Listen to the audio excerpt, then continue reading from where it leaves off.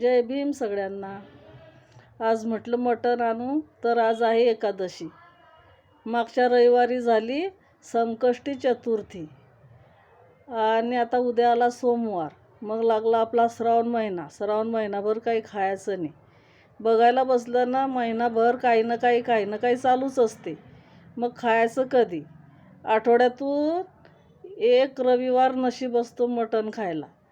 त्याला पण असं काही ना काही येत राहते मध्येच. एवढं बरं आहे बाबा, गावाकडे कोणतेच लोक काहीच पाळत नाही. एकादशी पाळत नाही आमचे लोक. तुम्हाला सांगू, संकष्टी पाळत नाही. कारण गौतम बुद्धांनी सांगितलं आहे तसं.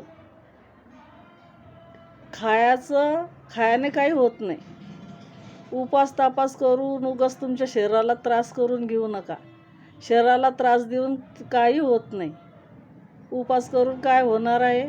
फक्त तुमचे विचार चांगले ठेवा, तुमचे कर्म चांगले करा, बस.